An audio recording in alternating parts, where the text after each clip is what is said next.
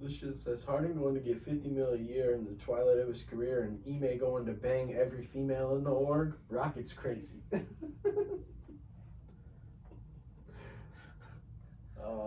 Carmelo. I mean, I'm saying a little something to him. Sell out Melo. No, I like Melo too. I used to destroy it on 2K with him. That Knicks team on 2K12, no one can see me, bro. He was on the 2020 team, right? Lakers? With the ring? Mm-hmm. No, he came the next year. Mm. He should have signed with them this year. That would have been nice.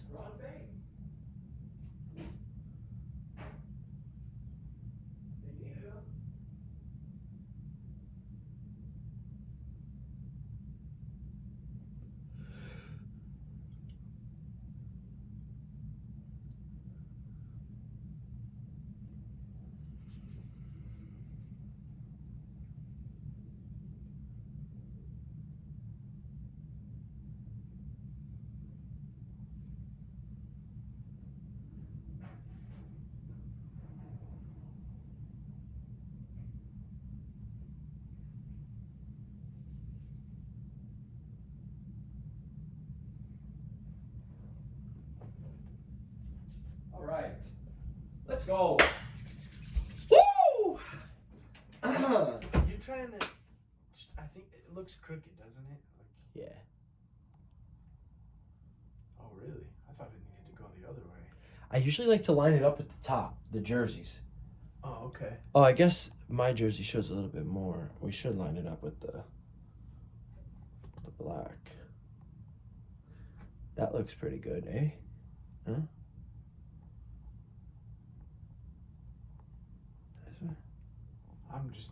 I guess I'm just thinking from an actual phone itself perspective. Now it's way crooked the other way. There you go. That looks pretty straight.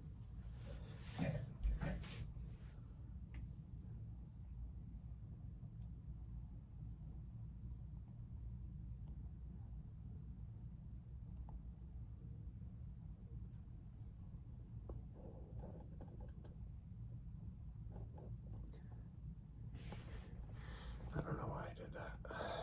Can lower and raise the pole too itself. Because when I sit there, I'll cover this up. You go with that? Yeah. Fucked it up. My hair looked crazy. Yeah, I need to cut my hair too. Saying I gotta cut my hair, Jay? Yeah. That's fucked up, bro. Buzz it off, bro. I should.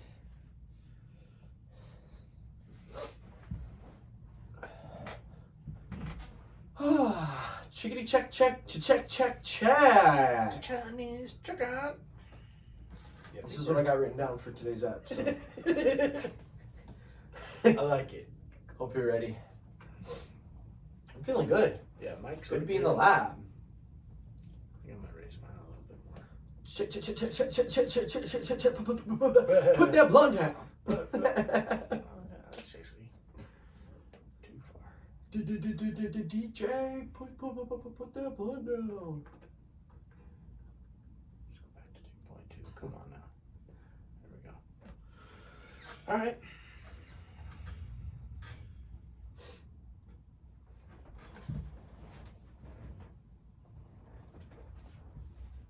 I'm ready. Ready to rock and roll? Yeah, I'm not scared.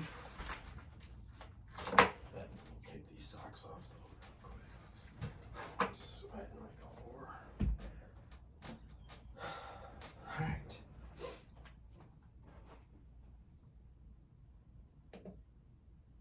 What's happening? We think we know, fam.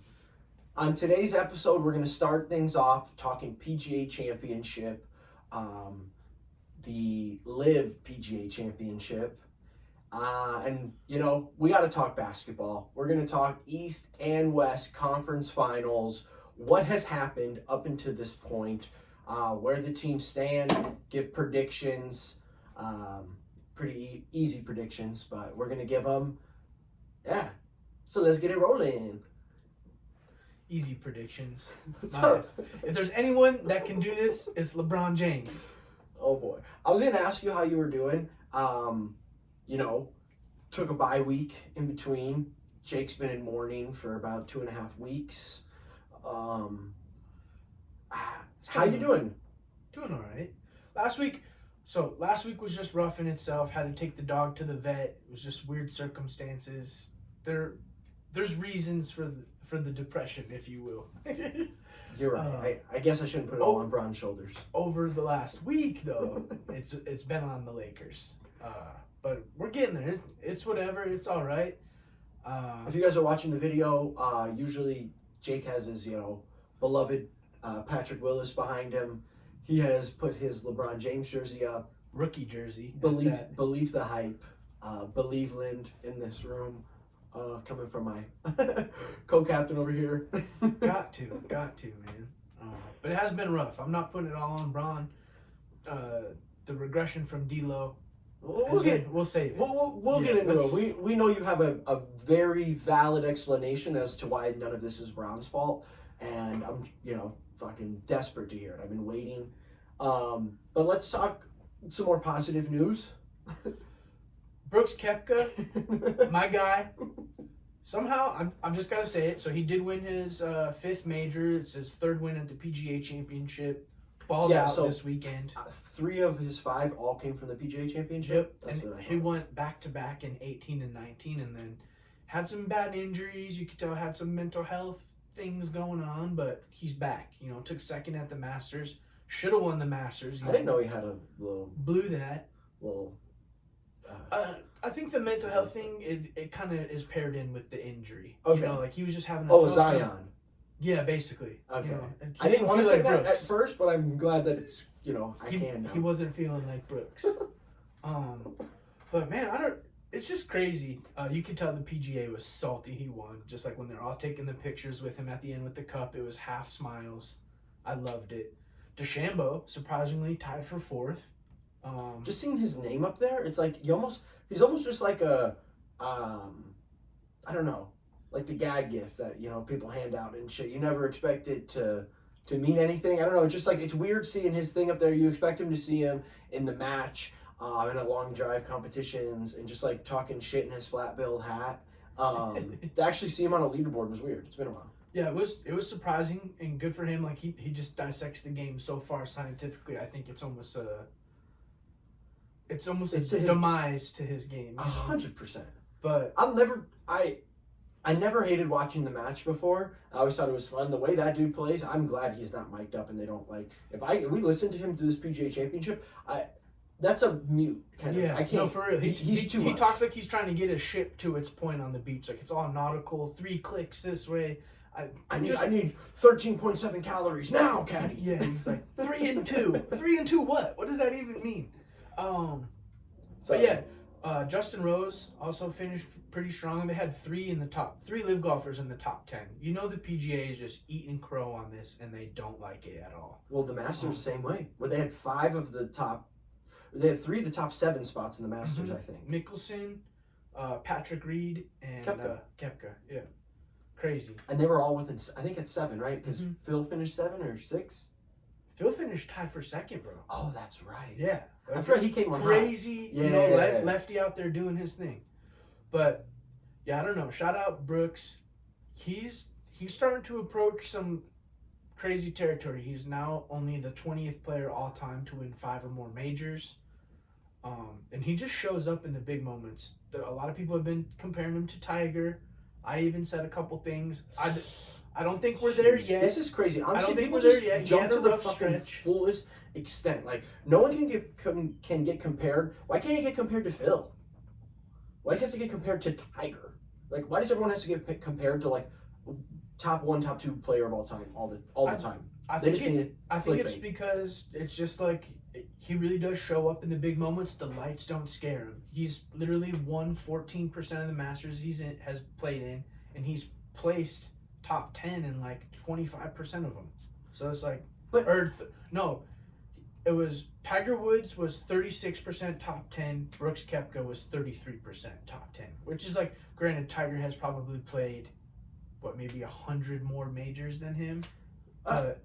Yeah, because there's 4 years, so he's played a gang more. But the thing is, yeah, Tiger's also had a lot of bad ones here at the end of his career. That skew his stats. No, don't disagree with that.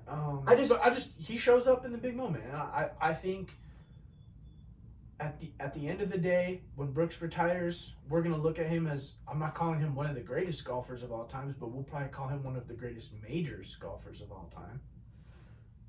Bold statement. Okay, I It appreciate is. it. I mean, he has played in 176 PGA events. He's made the cut in 139 of them, and he's placed top 25, 83 of them. So like he's half the time he places top 25. Half the time he's been placing in the top. He's in the upper quartiles of upper quartiles. Yes, he's a good golfer. The drastic jump. I mean, I can't get over Sunday of the Masters. That is so fresh into my brain. I know the PGA Championship just happened. He just won. The whole time, who had confidence that day watching it? I was like, when's he gonna blow it? When's he gonna blow it? When's he gonna blow it? Like, literally, that's where my mind went. So I just can't put him in this, like, I feel like he finally just, I don't know. He's a great golfer, but the overhype on him, I'm so happy for him, and Liv in general. It's just awesome to see one of their golfers, take a major. I was fucking praying for that. So, props to him for that. But I don't know, just the Masters debacle was crazy. Yeah. But he should have won it. And then he should have won the Masters and the PGA Championship. So who the fuck am I? Yeah, for real. But there's a lot of good value. Somehow Brooks was plus 4,000 again at the start of this to win after. Yeah, you took it, right? I took that plus 4,000. I only put $3 on it, and I'm so pissed at myself. Hey, I won like hindsight's 2020. I won like 127 off of it. And then I doubled down on it at the start for him to take top 5 as well. So I actually won like 160 something. That's a good day. But there's good value in Brooks right now. Him being a live golfer, the next major, the way the PGA has kind of been shunning these guys and not giving them the respect they deserve, he's probably going to be plus 2,000, maybe plus 1,500 to win. Probably around plus 700, plus 500 for top 10, top 5. There's good value in Brooks Koepka right now. No, I mean, because if you look at their like world standing or world rankings of players, he's like 83rd right now. Or like 83rd going into the Masters, somewhere in the 80s. Because they don't recognize like the live golfers, but it's like, shit, if you want to put that into your percentages, then bet. He won the live tournament before the Masters, and then he placed 6th or 7th in the live tournament before the PGA Championship. So like, he's playing fantastic golf right now. That's what I'm saying. There's good value in him right now. Yeah, it's feeling good. I'm with it. I'm happy for it. I'm happy for Liv. I love that Liv can just like big F you. It would have been great if it was at Augusta. That would have just been perfect. Like the most boy club, golf event. It's the Masters. It's the biggest one. So it would have been cool to see the Liv, all the golfers out there all hype for him. He's also the first live golfer to win a major. So that's, I figure going hand in hand with that. 100%. I mean, in the PGA Championship, it's still a major. It's huge. Augusta has different lore. I don't disagree. It does. It's like it's like St. Andrews. It's bigger though because it's America. America, baby. Before we get into the conference finals matchups, though, just want to give a shout out to Michael Block too. Homie's the local pro at a club in California. Literally had to play qualifying events to get invited to the PGA Championship. Ends up putting together some stellar rounds, like 70s across the board, but that's below par. Sinks the par putt to tie for 15th to get invited back next year. I just think that's awesome. Go. Like, no one even expects these guys to make the cut. For him to finish top 15th, I mean, he was crying in every single one of his interviews. He even said, like, I don't think my life is going to be the same after this. Bro, he just won $288,333. He charged $150 per lesson at the golf course. They said this stats that come out. He'd have to teach 1,922 lessons for him to make that money that he just made in a weekend. Savage. Kudos. And I think the PGA is trying to get ahead of things and make golf more fun, you know, because LIV has really put a divot in what they want to do. You got to make the most of it. It's like when the Lakers brought up that one dude who was an NBA rookie at like 35. Yeah. They went out there and balled that game. Yeah. No, and so they invited him to the Charles Schwab Invitational coming up this weekend. I think that's really cool. That homie deserves it. I'm pulling hard as fuck for him. I may throw a bet right now. Yeah, I'm honestly, I'm going to tune in just to see how well he does alone. Let's do a little. That's really cool. We think we know parlay where we got him finishing. I'm gonna say 25. I'm gonna say top, high right now. Top 25, and then Rahm to turn it around. See, did not look good. Yeah, no. John Rahm, arguably greatest golfer in the world right now, or was. I don't know. I think Scotty Scheffler finishing third or second is gonna. He tied for second with Victor Hovland. Scheffler's on another level. I think Scheffler's just. I think the weather and Rahm's tee times though really had a lot to do with how bad he played. So we're gonna give him a pass here. Oh, okay. We're gonna give him a pass. I'm a results driven person.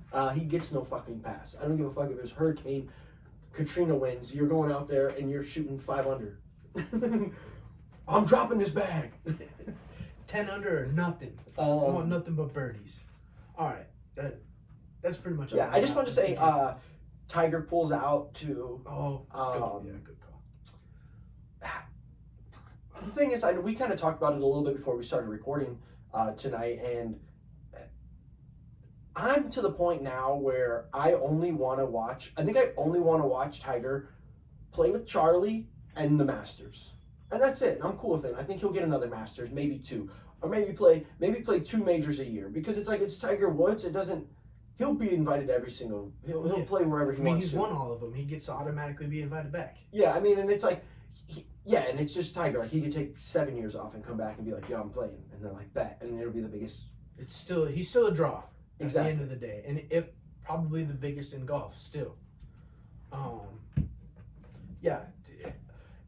It's the right decision though, because like you said, like we'd just rather see Tiger get to 100%. And win a few more. He's only 3 back of Nicklaus of all-time majors.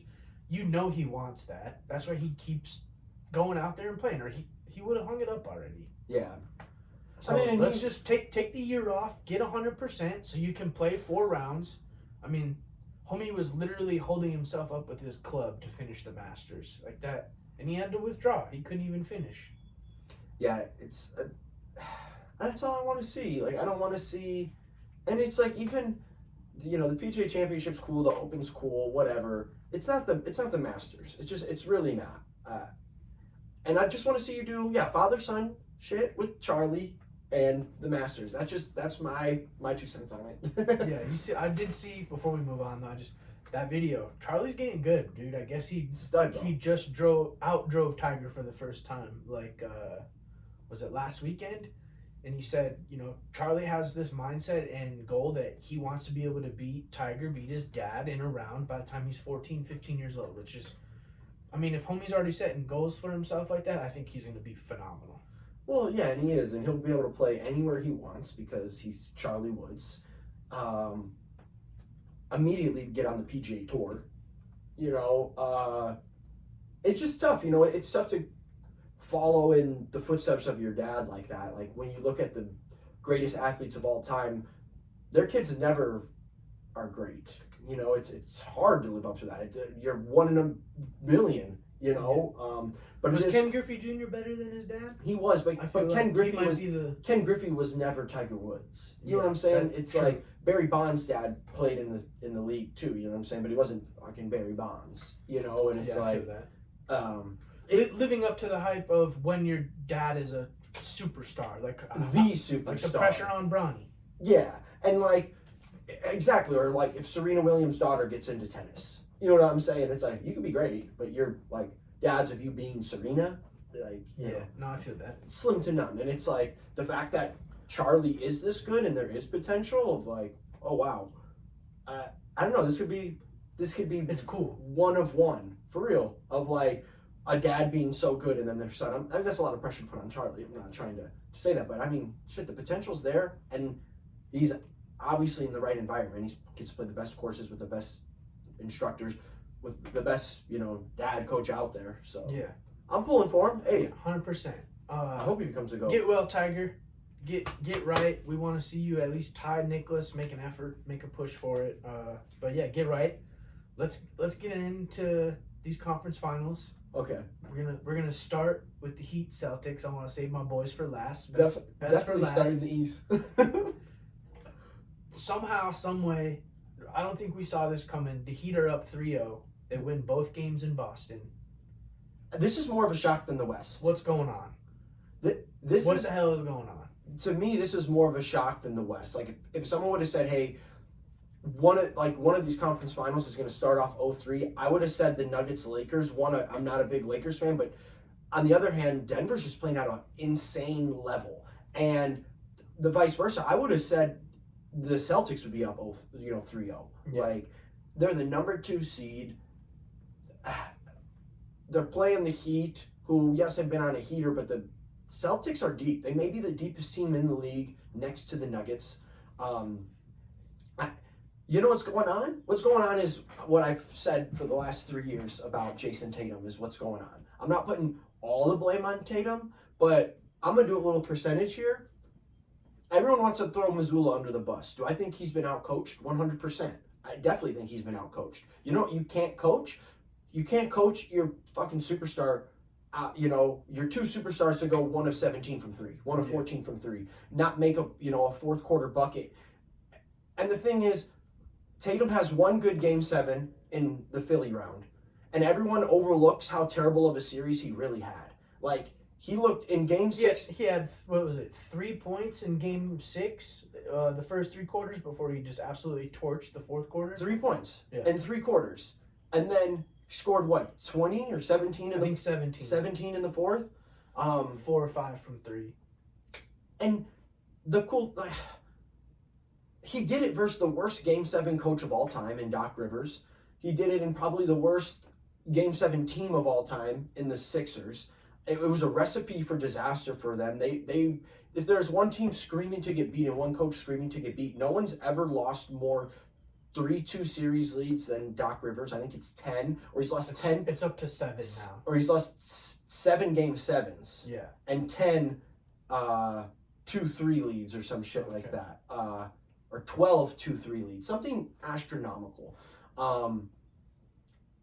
So to me, it's like, that's not as impressive. It's like, if you're going to beat anybody, it's impressive, but it's not as impressive. Like, you're doing it to the easiest opponent in that situation. Yeah, at the end of the day, Tatum just don't have that dog in him. Like, that's kind of been like do you have that dog? That's been like the thing the last few months. It's funny, but it's true. Like, he literally, if you could put Marcus Smart or Grant Williams' tenacity in Jason Tatum, he would hands down probably be a top 3 player in the league right now.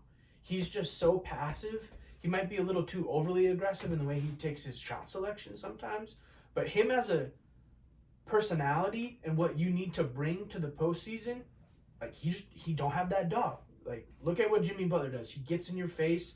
He yells. He gets aggressive. Like, he takes smart shots. I'm not saying that he takes smart shots for the most part. Butler has had some questionable. Yeah, I don't know. As far as blame, I think it has to be spread around pretty evenly. We're seeing a completely different Marcus Smart. He was Defensive Player of the Year last year, and we're not seeing any of that this year. He still hits the deck hard and tries to get some loose balls and flops and does his thing, but we're not seeing what we saw last year. I think you said it earlier. He was averaging like 20 points a game in the postseason last year, and he isn't even close to that this year.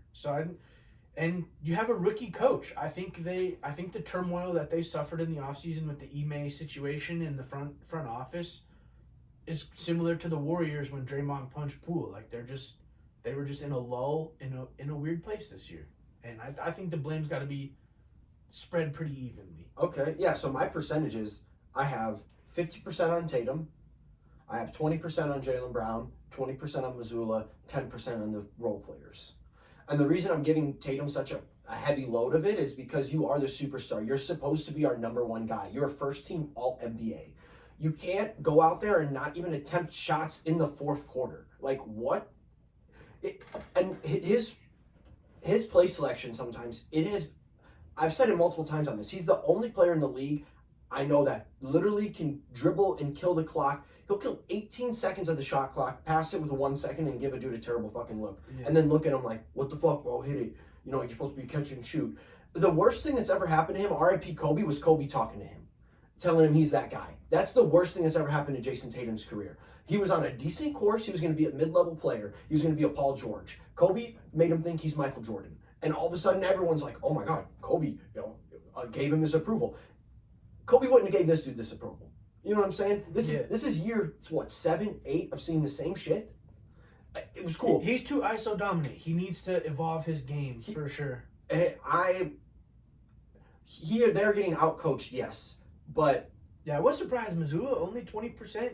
Dude didn't take a single timeout in the 42-point quarter. That's why he takes some fault, but he's a rookie coach. You have to know this going in. And the reason they did that is because they thought as an organization that they could finally put the pressure on Tatum and Jaylen Brown of like, we're going to give you this rookie coach, but he's been around, he's been here, you're familiar with him. One, he's not going to switch up too much from Ime Udoka's system, who didn't switch up much from Brad Stevens' system. They played a lot harder defense though for Ime too. Like the rotations, and it's just they look lazy. I mean, that's a player effort thing. And maybe it's not like maybe he's not the best motivational speaker, but why can't Tatum motivate his team? Why can't Tatum go out there and set the standard? You know, yeah, I don't disagree with that. Like I said, he is a number one. He's a number one on a team that doesn't win shit. He's a number 2 on a 5-ring championship team.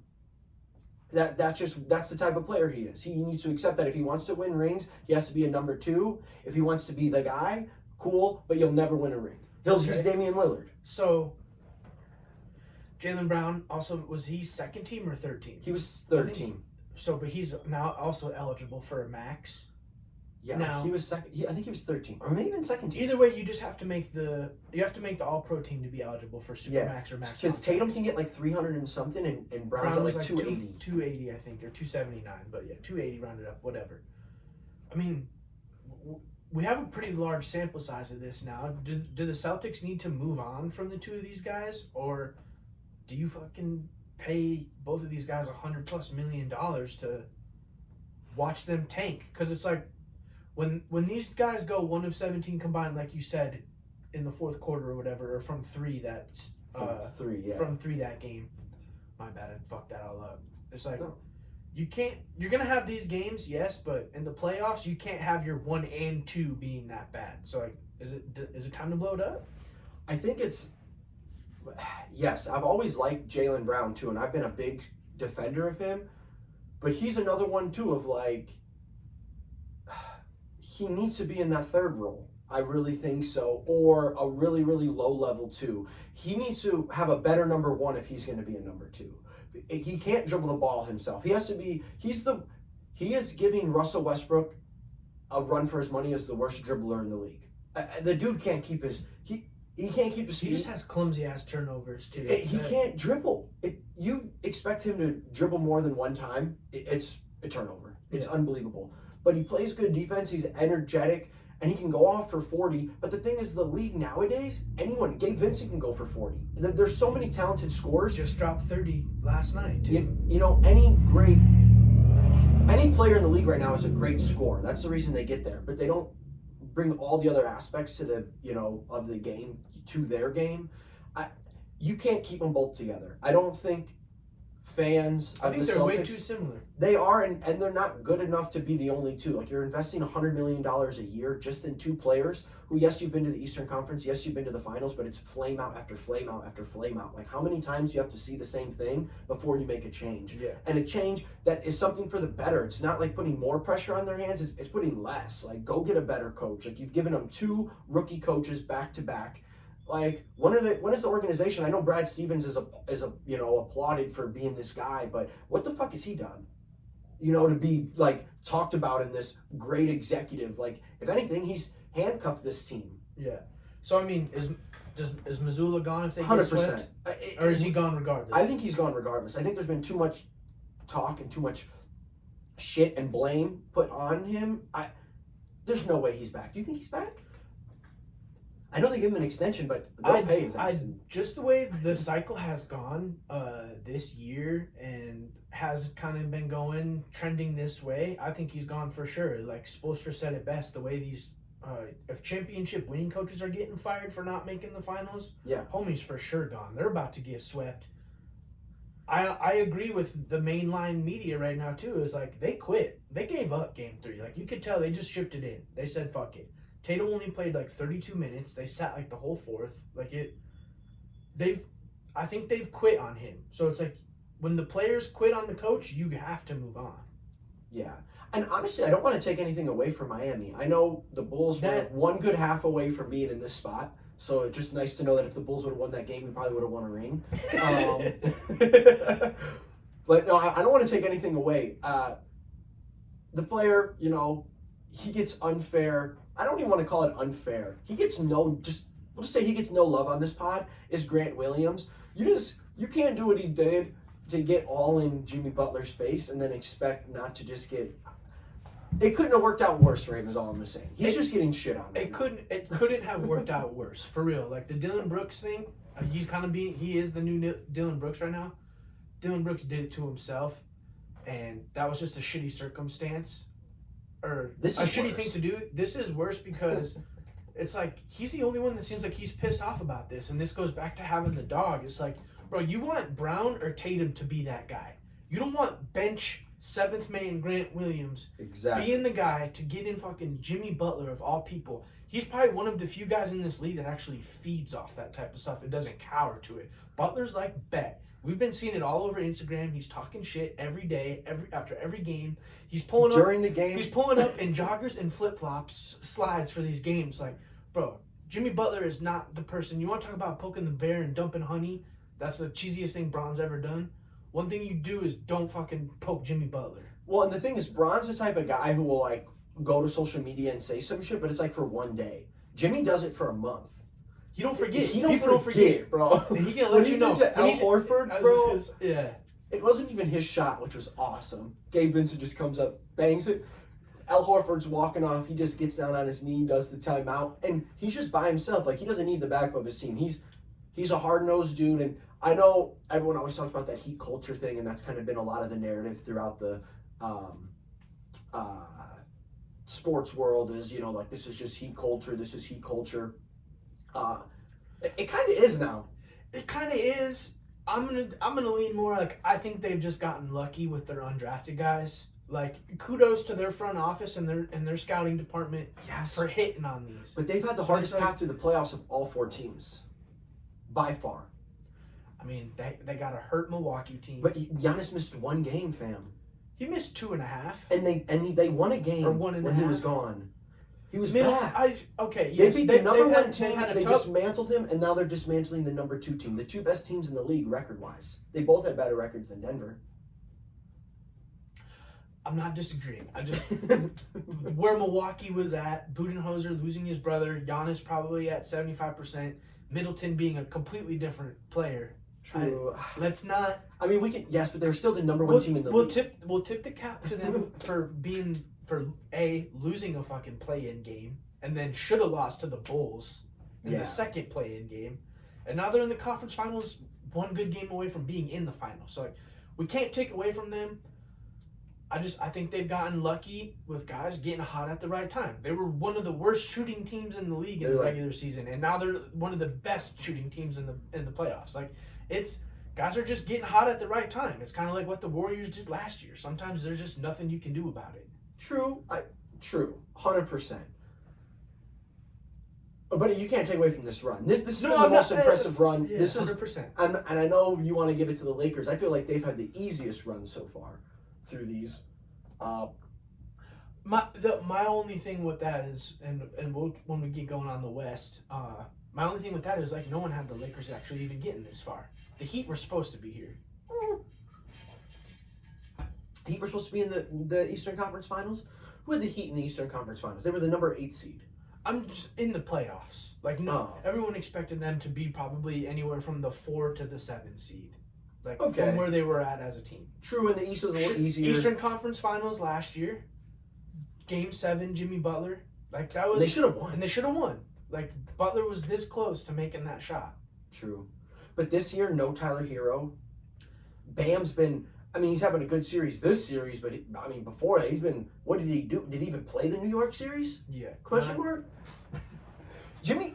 Okay, last question I'm going to pose for that. I just want to give full credit. I feel like I'm not giving credit to that Heat culture thing. I just kind of, like, laughed at it and shit. It's a thing. Pat Riley does not take shit, and he knows how to run his team. And Spoelstra's a great coach. Yeah. We've talked about it. He's by far, without a doubt, a top 3 coach in the league, and you can make a case now that he's the best coach in the league. Yeah, probably. I mean, I think a lot of this run has to do with just how well Jimmy's been playing. I mean, what Spoelstra's been able to do with undrafted guys and with the rotations and stuff, and I mean, Kevin Love has even given them very valuable minutes, and the Cavs were doing everything they could to get rid of him. So it's like, he might be hurt. Spoelstra's great coach. I'm not saying that, but Jimmy is literally the best player in basketball right now, even over Jokic. I was going to ask you that. Okay, so do you think this is more of Jimmy just being, this is his coming out party of like, I'm a top 5 player in the league, or more of a Celtics collapse? Or is it a both? I think it's both. I think you could split it down the middle, really. Like, no one... They're Everyone had the colliding at Celtics the perfect making time. the finals. It's literally ventricular force, or however you say that. The unstoppable force is meeting the other unstoppable force. Immovable object. And we're just getting the boom. And instead of an immovable and the boom object, is the Celtics tanking hard. And the other explosion is Jimmy Butler literally being... I can't even... It's crazy. He's punking the whole team. He's willing the team. Exactly. He's punking the entire Celtics team. It's bad. They all seem shook. And man, they all seem like scared to make eye contact with him, don't it? Like, none of the Celtics players look at him, bro. Jimmy been this way since Chicago. It's like when you get your ass beat by somebody, you don't look at him for like and that's what I'll give the Bulls credit for. Is like, I'm dead. He even said it. He's like, this is how I came into the league. Like, I was brought up with guys that play this way. When he mentioned Boozer, and he mentioned Joakim, and he mentioned D. Tosh Rose, Gibson, D. Rose, like, bro. There was the culture there. And Thibodeau honestly, before we move on to the West, like, this is probably one of the biggest Bulls fuck ups besides who's your guys' owner? Rinsdorf? Reinsdorf. Idiot. He's the worst owner. This is worse than the Phil Jackson shit. I said this. I called it the moment we drafted him. I saw it year 1. I said, he's going to be, everyone, because that was the big come up of Kawhi Leonard. I said, he's better than Kawhi Leonard. Everyone's like, haha, no, he's not. No, you see, Kawhi Leonard just got finals MVP. I said, he's going to be better than Kawhi Leonard. He's just as dual threat as Kawhi Leonard. He is a stud. We go through granted, if D. Rose never gets hurt, those teams, we have 5 rings right now. But that's the biggest what if of all time. What happens is a player like that who's a fucking dog, who expects to win, who comes into a system, who defense matters. You need to be defensive mindset as a player to play under Tom Thibodeau. And you got to be a dog to play in Chicago, honestly. We go through this whole fucking rebuild because D. Rose gets hurt, Boozer's old, Joakim Noah's battling injuries, and we try and go through a 2-year rebuild, and he's like, no, I want to win. And they're like, blah, blah, blah, we need to lose. He's like, well, if you don't want to fucking win, trade me. And like just ruin it because we didn't want to win, instead of doing everything we can to keep him happy, to keep a winning team around him. It is one of the biggest blunders in Chicago history. It's depressing. It still hurts me to this day. He should have been a Bull for life. I love Jimmy Butler. I've always loved Jimmy Butler. He was too gritty for the young Timberwolves team. He's too abrasive. But you know what? You can be that way if your number one purpose is to fucking win. I'm not here to be your friend. Yeah. This is not basketball at the rec center, church league. No, I'm getting paid millions. I want to win. Imagine him, like, don't get me wrong, DeRozan is great, but imagine him instead of DeRozan if Lonzo doesn't get hurt, and then honestly with Levine too, even just the way he's explosive on offense, like that would have been a dangerous team. Bro, we just keep him with all. I can talk 3 hours on this, bro. I'm about right. to shed a tear. I'm depressed right now. All right. Move on. Let's get you crying. Let's bring the tears Okay, over so- here. Bring the rain cloud over Really here. quick, do Celtics win a game? No, I think they're done. Oh shit. They quit. They have quit, bro. They didn't look good. They did not play the fourth quarter. Like, they quit. They gave up. Like, in the postseason, you can't be like, maybe game 1 and game 2, you're like, all right, we can clearly see momentum's not on our side. Let's save it. Game 3, like, You have to that's put a must win. You got to put everything in. They gave up. They were down 30 at half. Do they even play Tatum? I mean, that's not. All right, let's get on to the West. My Lakers are down 3-0 to the Denver Nuggets. The 1 seed in the Western Conference has been considered probably the best team in basketball all year. If they didn't take the last besides month the off, Celtics. if they didn't take the last month off and just coasted, they would have had the best record in basketball, probably. 100%. And that did wonders for them going into the playoffs. Like, they were probably at peak performance, optimal health, and they are a very deep team. I think Pelinka is shooting himself in the foot for letting KCP walk. Granted, Denver paid his ass. He got a pretty nice contract. They probably weren't matching it, but man, Denver's just so deep. They just have so much. I mean, Jeff Green is a fantastic role player still at 38. Them getting Aaron Gordon was that 2 or 3 years ago now. I think, this is his 3rd year in Denver. Yeah, I mean, he's been absolutely bricking on the offensive side of things, but Big body. and the presence he provides on defense on the other end, he can bang with AD. Like, he's big enough, he's tall enough, He has been missing threes. he's been terrible on offense. And he was good coming into the series, which is crazy because I called him the X factor. I was like, he needs to have a great series for them to win. They don't need him. No, it's been Bruce Brown. Bruce Brown, goated. Sick to my stomach. The Nets are so dumb for letting him walk. I don't understand that. So where's your head at with it? Yeah, that's why I'm trying to gather my thoughts and put this into coherent shit. But it's just like, one thing I will say, I will die on the hill of, is like, my dude Braun is 38 years old. We need to start treating him like he's 38 years old. I do. Yes, is he one of the GOATs? Is he not the GOAT? Yes. That's why his jersey's hanging right here. If he is, he's one of. If it's not MJ, it's Braun, and Braun is probably the only team that can bring his team back from 3-0. That's where my thoughts are at. But it's been tough. Denver's just a really good team. Sorry, I'm all over the place right now. No, are you projecting a comeback? I mean, look at this narrative right now. LeBron James, only player ever to come back from 0-3 deficit. The NBA needs this. Only player and only team to come back from 3-1 in the finals. So, like, he's done it before. He's done the impossible before. Yes. Is it going to happen again at 38? That's why I'm so depressed, because I'm a hard no on it. Like I just said, he's 38. We got to treat him like he's 38. He just can't sustain that level of play for 7 games over and over again. Like, he's getting old, man. He's getting old. Yeah, okay. So, Lakers are down 0-3. I mean, my percentages, you'd be shocked. I only have Braun at a 20% blame on this. This is another one where it's a little bit of my percentages are a little different on this one. 40% is on Anthony Davis. The only reason I'm giving him 40% is he's the best player on this team. He is supposed to be the best player on this team. He's supposed to be the one that wills them to success, and he just needs to do more. You had a great game 1. You guys almost came back. You can't go out the next game and score 12 points. Anthony Davis is 40% without a doubt.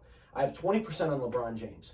And honestly, the way Bron's been playing, if he just decided, if someone was man enough to be like, hey, Bron, if you just don't shoot threes, we're a good team, he would have 0% of the blame. Because he's getting almost triple doubles, but he shoots 0 of 37 from 3. If he didn't do that, it'd be great. What is that? 40 and 20 is 60. And the other, I got 40. 40. Yeah, I got 40 on Anthony Davis, 20 on Braun. 20 on Braun, 20 on Ham, without a doubt. I think if Missoula wasn't coaching so bad, this would be more of a hotter topic. But the coaching disparity in this series is almost as drastic as the East. It's night and day. It's Malone knows what's up. He's a good coach. Malone, they make 2 shots, timeout. Literally, Darvin Ham will let the Nuggets go on a 13-0 run without calling a timeout. It's like, what the fuck is happening? Watch him. The fact that he can sit up there after game 1 and be like, "Oh, we figured something out. Trust me," grin him and then just to go out there and not figure anything out because Rui played good defense on 3 possessions. They're like, "We figured something out." Like, you know what you should have figured out? Maybe we double Jamal Murray 1 time in this entire series, or just watch him get 50 every night. Yeah. I hate that. So I feel like more of it has to go on Ham for that. It took until the second half of Game 3, after Murray started the game of 11 of 13, to start picking him up before half court and being aggressive with him and getting in his grill. And okay, the only reason I'm giving him 20 though, Jake, 1, he's a rookie coach, and 2, a coach on LeBron James' team doesn't coach. It's LeBron James. No. So that's honestly Darvin Ham 10%, Bron 30 now because he is half the coach. It goes 40, 30, 10, 10. 10 on the role players. You can't give it all on them. They need to start hitting shots. But the fact that you have a Rui Hachimura and an Austin Reeves regularly this postseason outplaying your superstars, it's not on the role players. It's on Anthony Davis. It's on LeBron James. And they have not played well enough. It is. But it's on D'Lo. He is minus 53. You want to hear some? I got some D'Lo stats for you. Across the court. D'Angelo Russell, the series. This series, he's averaging 7 points a game. He's shooting 29.6% from the field. He's shooting 14.3% from 3. He's a minus 53 throughout the series, and he's played 79 minutes. Holy shit. The fact that he's getting this much time.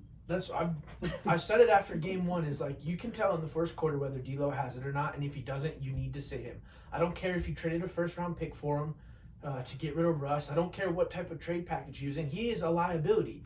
And it's that's why the Ham blame needs to be around 25-30% because it's he continues to play him, whether it's coming from Pelinka or whether it's coming from Genie Bus. Or Bron. It's not. There's no way it's coming from Bron because he quits on you when you don't have it for him. He does. He does not pass you the ball. Well, they traded everything away for D'Lo because he was the one that was going to fix it. So they have to keep him in because he's the savior. Well, and he's the antidote to Russell Westbrook. Maybe. Yeah, I can't even put that into. My brain doesn't even compute. What was that? Was that game 2 that he hit the first basket of the game? No, that was last night. That was game 3. That was game 3. Shoot, he hit the first shot and then he goes 1 of 6 the rest of the night, 1 of 8, and somehow continues to get 27 minutes. I want to see Lonnie Walker get at least 10, 15 more minutes a game, and Rui. I mean, you can't start him because he's great off the bench and he comes in and provides a spark.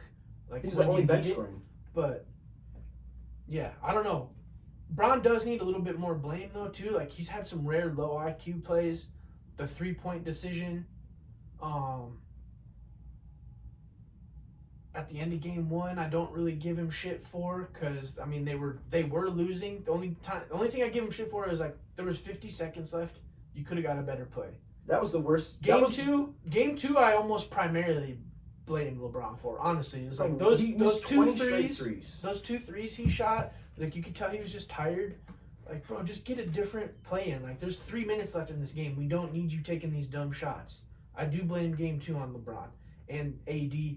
So that's taking his night off. He was 4 of 13. Well, AD was garbage game 2, but I mean. But overall on the series, I probably give about 25% to Bron too. I'm not. Like I said at the start of my fucking spiel, he's 38, man. We can't expect him to be the number 1 anymore. That's why we need to stop talking about him like he's a number 1. Can we talk about him like he's Jaylen Brown, like he's a Bam Adebayo? Are you kidding me right now, bro? He has 4 rings and he's been to 10 finals. Don't even go there with that shit. You're just trying to get me riled up. But yeah,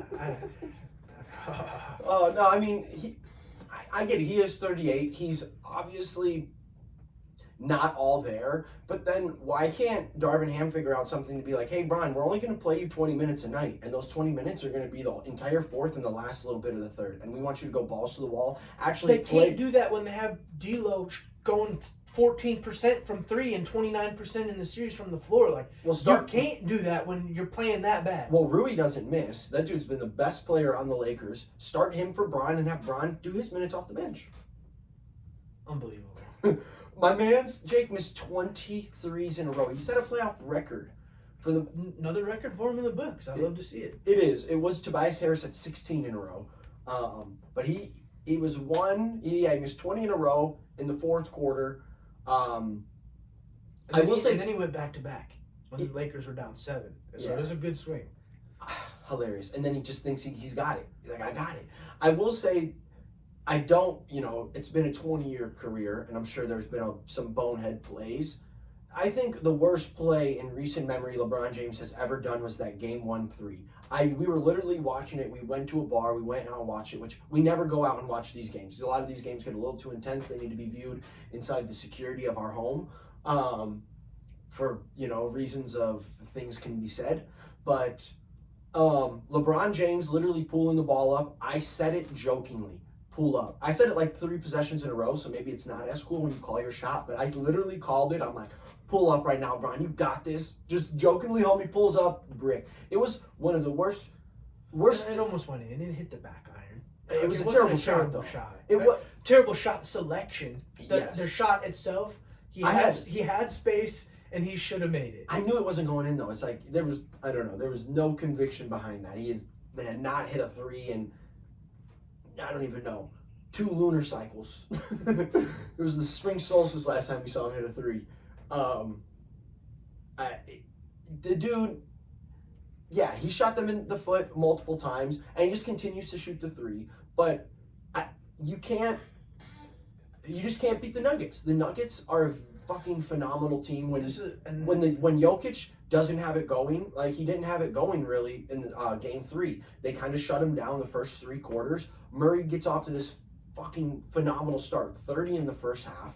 And then in the fourth quarter, Jokic scores 15, and he's like, bet I'll pick it back up from here. And this is why I think we need to stop being so hard on the Lakers and just actually kind of shift the memo and shift the narrative to this Nuggets team is just fantastic. They're fucking good. They got I scores told you all over Murray the place. was a star, bro. I'll take the L on that. I will hand up. He single-handedly won Game 2 for them. Jokic played pretty well, but the way he turned it on in the fourth quarter, I don't think any team in the league could have handled that parade of threes. Like, dude could not miss. He was 7 of 8 in the fourth quarter. Like, he was the reason they won Game 2. I got a take for you. We were just kind of talking to him about this other player off camera. Jamal Murray's better than Damian Lillard. Better than Damian Lillard's ever been. Ever been? Holy shit. I think Damian Lillard literally has made one shot in his entire career. It's a step back 3 over Paul George from the logo. And when I went back and I thought you were a Dame Dollar fan. I was. I like his rap and I used to like him. And then I fucking realized I took a little psychedelics and, realized the Matrix. I red pilled myself. And now I'm starting to see he took a deep 3 when the game was tied. He doesn't have the cojones to do it down 1. It's a tie game, so if you miss this logo buzzer beater, it doesn't matter. All of his shots come in tie games, and you only remember 2 of them. He had a good series against the Warriors in, 2016, which was 7 years ago. Is that relevant? No. I mean, Portland has kind of given up on... He's given up on and okay, that's the thing though, but Dame has never been a superstar that players want to play with. Like, Portland is an awesome city to live in. Everyone who lives in Portland fucking loves it. Oregon and Portland is a shithole. There's so many homeless people. Bro, there's homeless people all over. Portland itself, the culture, whatever you want to call it, pretty cool. Woohoo, hippies. LA has the biggest homeless population in the United States. That's a shithole. Yeah, but it's a draw. That's it. LA, California. You are in the city of angels. You are in the heart of hearts. In the city of losers. Prime media. Like, Portland ain't any of those teams. It's like going to play for the Thunder. Like, no, it's way bigger. They have a historic team. Clyde Drexler. Ooh. I'm just saying, he's never done anything to help that image. Who gives a fuck playing with Damian Lillard? Jamal Murray, I have slighted you. I apologize. I said you were only good in the bubble. Yes, you did have 2 down years. I didn't think you'd ever be to a level after your injury, especially after an ACL. You lose a little burst, but It took him a year to get back. He is better than Damian Lillard. I'm going out on a limb and saying it. I'm over the Lillard hype. I'm over this whole thing of it's Dame Dollar time. He's so fucking great. He's in every single trade that people talk about. And he's like this. He's just revered for something that he doesn't really do on the court. He's never won anything. And Murray's better. And Jokic is the best player in the league. He's better than Giannis. Yeah, the way he sees, he just has more finesse than Giannis. Giannis is more bully ball. Giannis missed 10 free throws. Jokic has a little bit of a shot to him. He just sees the floor differently. He sees the floor borderline point guardish. Like, his passing is phenomenal. He's the best passer in the league. LeBron James is the best passer in the league. LeBron James is not. LeBron James is the best three-point shooter in the league. This is true. I don't know. Do you agree with me? Is that too hot of a take? As of right now, yeah, 100%. I've been on the Murray train. I boarded at station 1. I know. You're getting on at station 10. So it's like, I'm not trying to shit talk you. I will take that L. I did not think he's a star because there's so many good. I have to live with it while he's fucking doing it to who I want to win. He's doing it to my boys. He's doing it to my dude. So it sucks, but I mean, I couldn't find any like records, but what he did at the end of game 2 and then the start of game 3 has to be historic. Like, we're talking 83% from the floor. That he was 11 of 13 to start game 3, and then he was, what is 7 of 8? That's pretty good. Fucking 90%. Yeah, like, phenomenal stuff, man. Is he better than Devin Booker? I think I would take him over Devin Booker. I think he has more finesse to his game. Oh, okay. Booker might be a little bit more better on like the catch and shoot side of things, but I think Murray can run an offense. I think Murray uses his body and his size better than Booker too. Like Booker, to me, he doesn't play a lick of defense, and offensively, it's like it's finesse, it's bump and ooh, got the touch. I don't know, Murray. I think I'm taking him over Book too. And Book just had this incredible run. That's why I had to, lump him in there because it's. I feel like, or if they're not, they're on par with each other. Yeah, I really do think so. I mean, Murray Jokic is probably the best. I mean, you want to talk about duos? I got them number 1 duo right now. I mean, I don't think I would. You think really so? So coming into the league, everyone probably had Bron and AD, Tatum, Brown, and Murray Jokic. Murray Jokic, yeah. What? I mean, you can't say Trae Young and Murray. Yeah, I mean, they were up there. I mean, DeRozan and Levine are probably top 7. Yeah, unfortunately. 7 of 7. But it's like, I mean, who would be the number 2? Giannis and Middleton, but Middleton's been taking a fat. Steph and Clay. Steph and Clay, and now you might say Book and Durant, that they're together. Yeah. But that was, as far as like Book and Durant's definitely up there. Fluidity and understanding one another, bro. Murray and Jokic are on another level. Their pick and roll shit is ridiculous. They've only played together. They know where one another is on the court at all times. Like, kudos to the Nuggets for just realizing what they had and putting great pieces around it. Like, can I give a quick shout out to Mike Malone? Coaches usually don't speak out on this shit until like after the season and stuff. The fact that he like after game 1 was like, man, he's like, the fact that the whole national narrative has been the Lakers found something out. He's like, I'm pretty sure Darvin Ham would like to be figuring shit out 1-0 than 0-1. And then he continuously to say things like this, to like call out the media like, yo, you guys are talking about the Lakers even more. Jokic is having this incredible run. No love, no talk about us. It's just Lakers, Bron, Lakers, and bro. It's just the media though. Like, it does suck, but I mean, for him to Nuggets throw shade, have never won a finals. I know, but for him to throw shade at them and the media, and then to go out there and coach a clinic he just never lets the Lakers build momentum. He's coached amazing. He's super smart with that shit. And his rotation, call it a clinic is debatable. I mean, he's coached a clinic around Darvin Ham. No, to call it a clinic is excessive because you could very well be sitting here with Lakers up 2-1, and it should be that way. So, should it? But give him the props. I love it. He is a fantastic coach. We said it, and sometimes people need to be called out. Why you wait until the end of the series is because you never know, and this might backfire. The league might want to fucking flip the bird to him. You want to call us out? Bet. We're going to show you why you don't. And is that bad? Absolutely. But that's why a lot of times people wait till after. Well, it's like, Darvin Ham was like, we figured them out. Don't worry. He didn't say. Trust me. He didn't say we figured them out. He's like, yeah. He's He like, said, oh, he said we're fine. Trust me. I got a lot And of tricks up my sleeve. They should have won game 2, if not for some low IQ plays from Bron and AD not shooting the ball very well. So it's like, I don't know. But they let's didn't. pump the brakes on. But they didn't win. And they didn't win I'm game just 3. saying, let's not fucking. It's not a clinic. I mean, it is when you're beating the team that has the most national attention and hype, probably ever. I mean, they're a very historic franchise.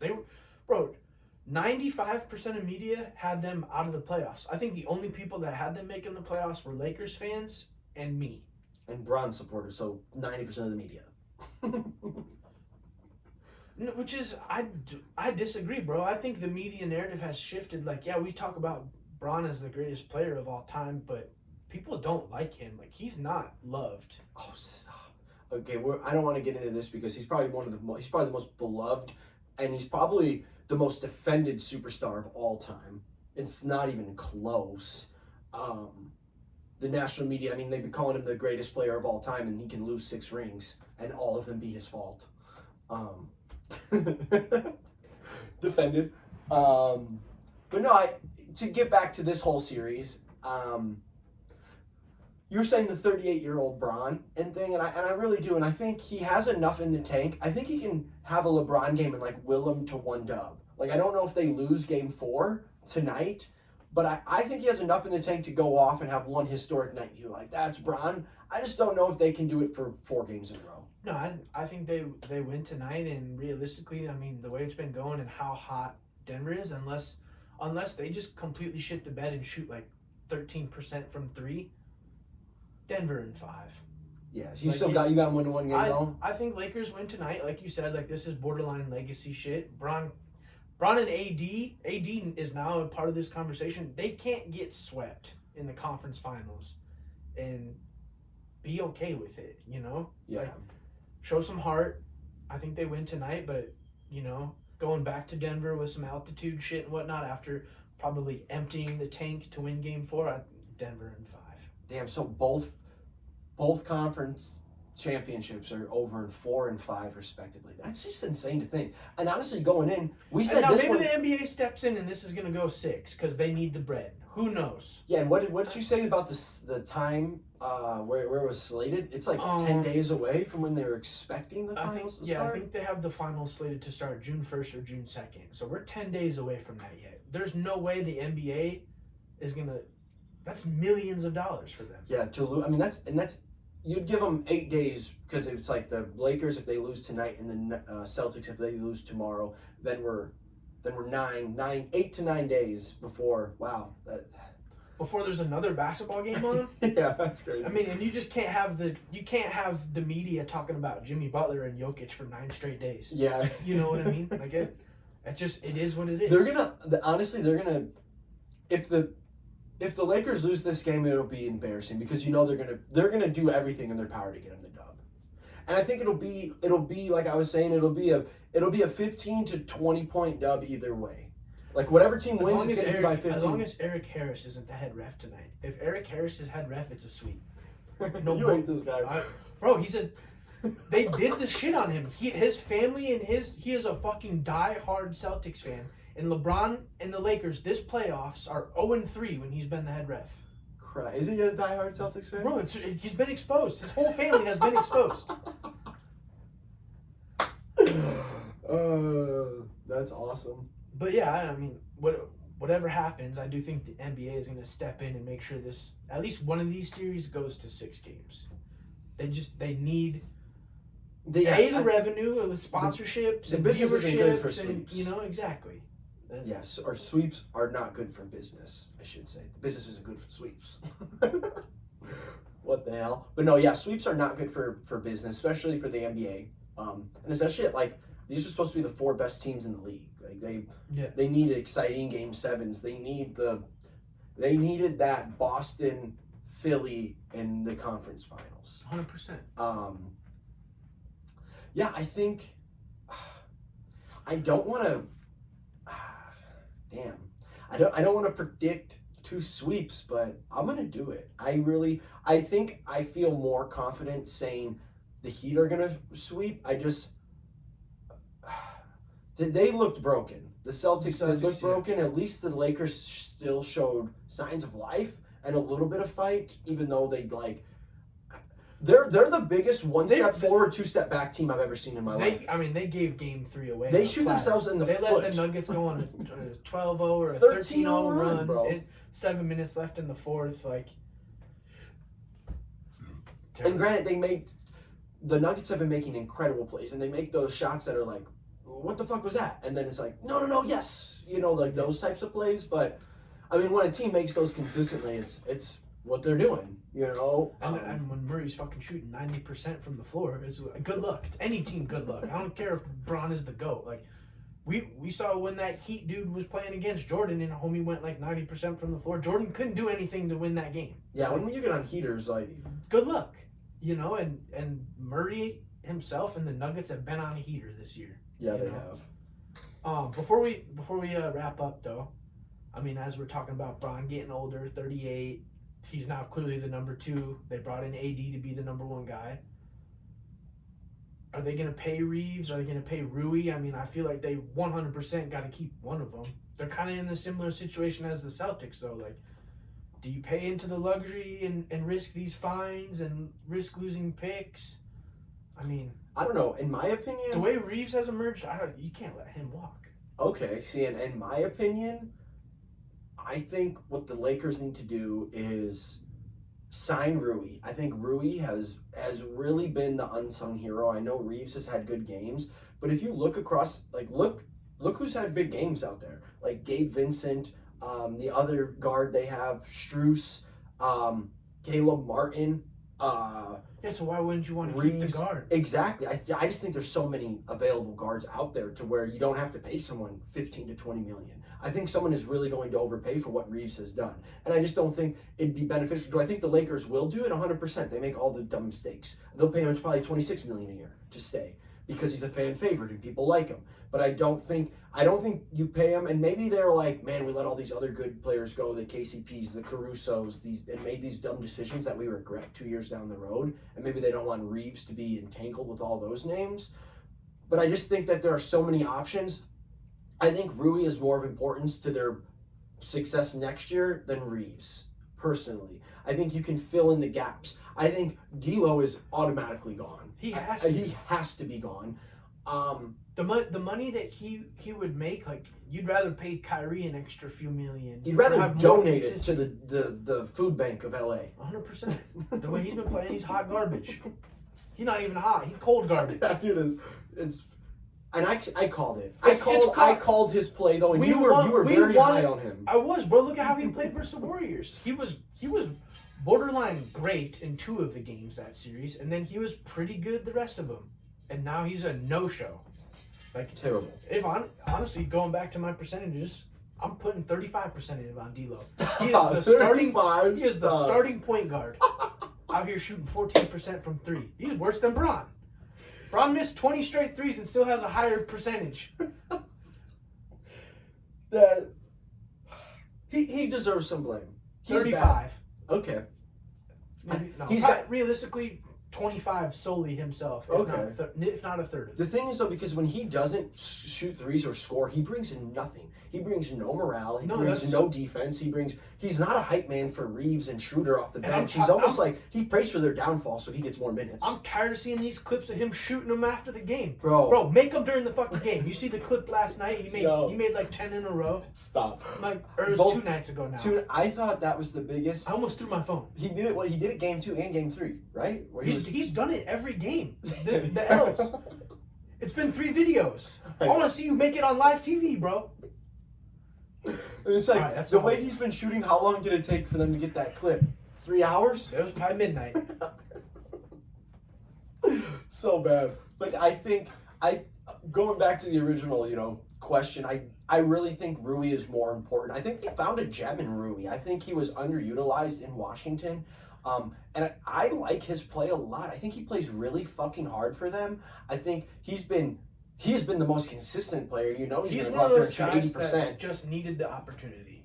And And I don't think he's a superstar. I think he's an extremely valuable role player who, if they don't start him next year, has the potential to win Sixth Man of the Year. I really think he's Sixth Man of the Year capabilities, and I think that's how they're going to utilize him. I just think you can get so many more scoring and playmaking from other guards out there for a cheaper price, because I think Reeves has played himself into a fat contract.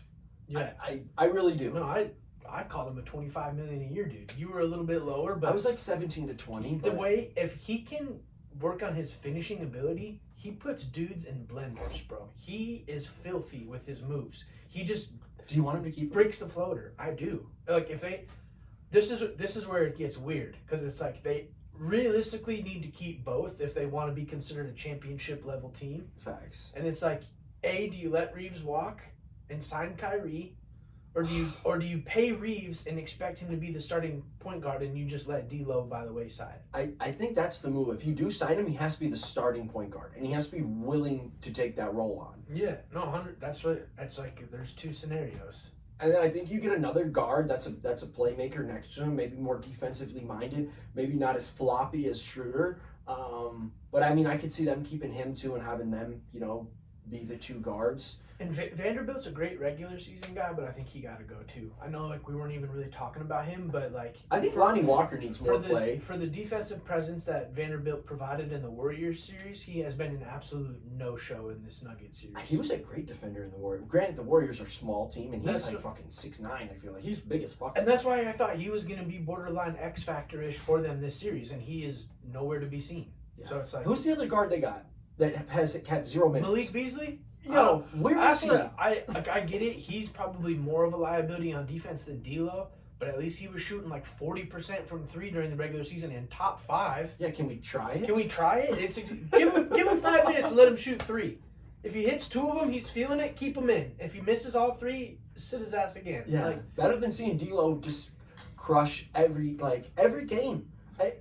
I don't know, when I see D'Lo shoot, it's one of those things that, like, I know I'm rooting against him. Now you're starting at 30%, 35%. But it's like him and Bron are both of that. It's like, when both of them are on the floor, you know that there's going to be a dumb shot being taken. It's like, what? No. But for me watching, it's like, yes. Shoot it. And he does, and they do it. And it's like, I feel like the Nuggets have been great in baiting them into, like, you're open. Like, I'm only on your hip. Throw that up. And it's bad when they're not closing out on Bron and D'Lo. Like, yeah, these guys are wide open threes. These guys are supposed to be perennial players. Like, even D'Lo is like that lower tier. He's a starting point guard in the league, though. He's a lower tier superstar. Like, he's a lower tier player. That's I was saying he's been considered a lower tier super. I'm not calling him that. Lower he's tier star. Cold garbage. cold garbage. I love this. Lakers and 7. Let's move on from this. No, you said Nuggets I said in 5. Denver 5. Denver 5. Okay. I gotta die on the hill with my boy. No, I feel it. Let's end on a more positive note.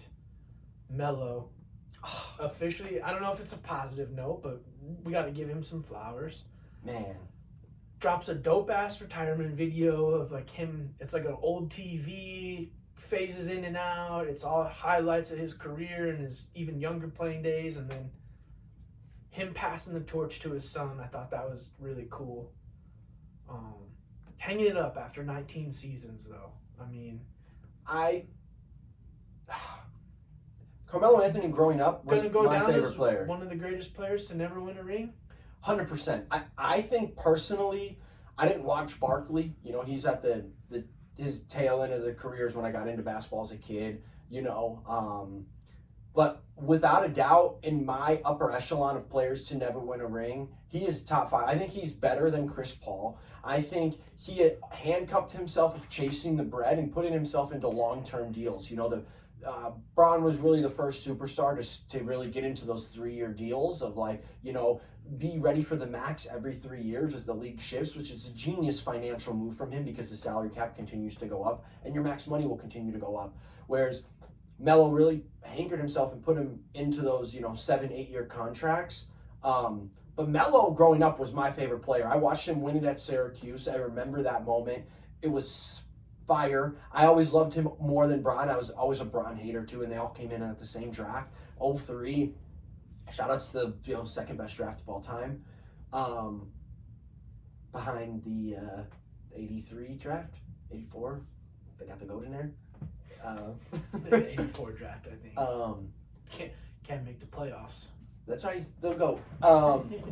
But Melo really just had a special place in my heart. I had a Denver jersey growing up. The Melo, the crispy light blue with the yellow. I mean, and if you look at those teams, man, Denver had great teams back then. That AI filthy. team. I mean, Kenyon Martin. Then you look at who he lost to. He took Kobe and the Lakers to 7. Like his outs were teams that won the ring. So it's like it's one of those. He had a tough go, and then it's like going against Bron and those teams in the East when he went over to New York. And granted, he just went to the Knicks in general. They're a debacle. It's like their team. It's like going to the Browns. Franchise, you know what I'm saying? Like they were never going to do the right moves for Melo. So I really wish he never went there. But I don't know. I love Melo. I'm gonna miss Melo. He's one of the most finesse shooters. Silky smooth. He's one of the first dudes to really come in as a banger and develop. He always had a decent shot, but really develop it into a just crispy shot. Filthy. And he got a lot of flack for his defense and shit like that, but he was out there to score. Melo wanted to ball. I have him in my top 20 of all time. Okay. I really do. Like Melo's that for me. But I'm biased. I love Carmelo Anthony. I'm gonna miss him. He was going to be a Bull for one day and kind of was, and we took on his contract and then traded him, and they never made Melo jerseys. I was going to buy a Melo Bulls jersey. Like I was so that was crazy. We had him for a day. Where did he end up with Atlanta? Right? Something weird. No, he went from us. I think for a day. I think he's with Atlanta for like a day, and then I think that's when he went to where'd he go? The Lakers. That wasn't then. He was a free agent. No, he ended up with Houston.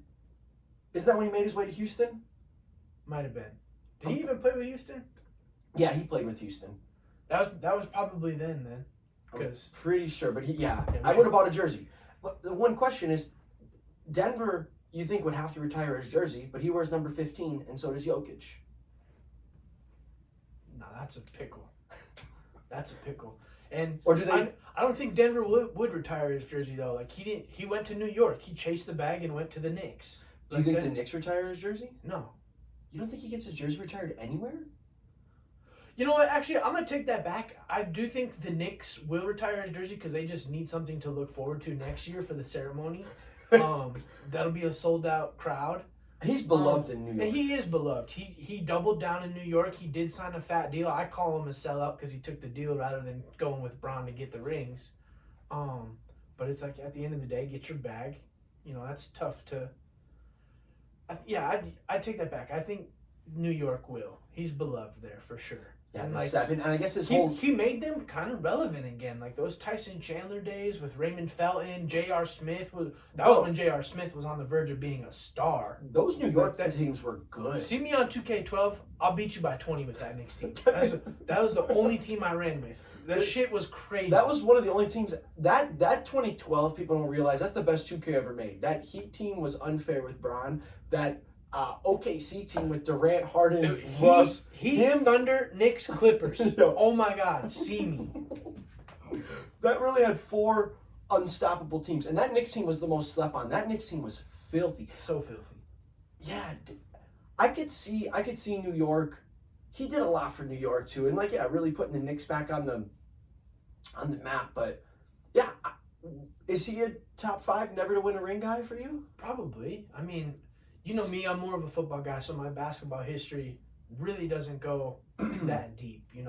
I started getting into basketball a lot more because of Bron. Did I play as a kid a lot? And I mean, that's what we did every day was go play basketball or play football at the park. So it was a part of me, but my history really isn't there that much. Yeah, so my top 5 is... I think he has to be, though. He was considered a superstar. Yeah, I mean, because Barkley... you got to throw Barkley. I put John Stockton, Karl Malone together because they were all on the team together. That's the two. I think Steve Nash is on my list. Melo and then Chris Paul. I think Melo's ahead of Chris Paul personally. I think and they're all sons. I forgot about Chris Paul. I think I would put Chris Paul ahead of Melo. Melo definitely is top 5 Chris Paul, having Doc Rivers. I mean, when they were gonna win that year if they didn't blow that was it the Thunder? That was or the Rockets? That was or Golden State. I think it was. It was Golden State actually. They would have won that year. I really do think so. That team was filthy.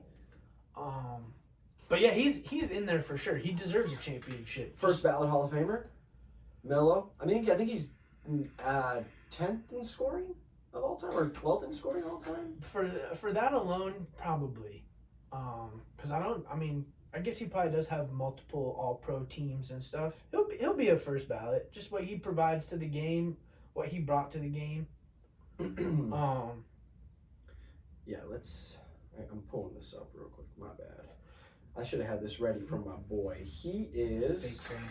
I am a fake fan. While he's looking for that, though, all I'm going to say is I think this also ties in the fact of why LeBron James is the greatest player of all time. He is now the only player left from the 2003 draft class still in the league. And he's in the conference finals. Just saying, to play at a level that high for that long, you're the last player left in the draft class, still out here putting on. That's all I'm going to say. Killing it. Carmelo Anthony is 9th all-time in scoring. Okay. He ends up with 28,289 points. The only people above him, Shaq is 8, Wilt Chamberlain 7, Dirk Nowitzki 6, Jordan 5, Kobe 4, Karl Malone 3, Kareem, LeBron. First ballot Hall of Famer without a doubt. Yeah. No, I agree. Yeah, I'm going to miss him. I know he hasn't been in the league. I know he hasn't really done much the last few years, but I wish he would have played with LeBron a lot sooner because Melo's shot was just so pure. He could shoot from anywhere. He could catch and shoot. He was always one of the missing links to Bron's game and championship pedigree. You know, Bron's thing has always been drive to the lane and dish out, and he's had guys make those shots, but over the last few years, those guys have missed those shots for him. You know, those the Cavs team when Kyrie left, no one could hit a bucket. Well, my man was never All-NBA first team. 2-time All-NBA second team, 4-time All-NBA third team, 10-time NBA All-Star. Scoring champion in 2013. All-rookie team, the 75th. He made the, what is that? The anniversary team. The anniversary team. But he's won Olympic golds. He won a national championship in college. Dude's still a winner. No, 100%. I think he'll be a first 3 ballot golds. just for the gold medals alone and being 9th all time in scoring. If he wasn't top 10 scoring list, I think he might be second ballot just because he has no first teams on his resume. But yeah, he's just a bucket getter. I think he's gonna go down as a bucket getter. That's just gonna be Melo. They're not gonna. I don't think he gets referred to as the greatest basketball player, or even in that convo. But it's you need a bucket. Melo's on the list to go get it for you. Yeah. Yeah, I'm gonna miss Melo, man. Honestly, good shit, Melo. For real. 19-year career, man. Savage. Stay Melo. Wish you got a ring. He was with Denver for 9 years and New York for 6. Denver, switch Jokic's number, make him 16, put 15 up in the rafters. Do my boy right. They put 15 and a half. Or it could be the 88. Didn't he wear 7 for New York? Maybe they'd retire 7. But he didn't wear 7 for them. He wore 15 for them, but then he switched to 7, and then he went to 00. Because he was 00 with Portland, with the Thunder, with the Lakers. He wasn't 7 with the Lakers? Or maybe he may have been 7 with the Lakers, and maybe went back to 7. But he's only been those 3 numbers. Yeah, okay. Yeah, either way, though. I think the Nuggets do Denver, do him right, retire his fucking jersey. Jokic has won 2 MVPs there, bro. There is no way they make him switch numbers. You know how pissed all those fans would be, all the money they spent on his merch and stuff?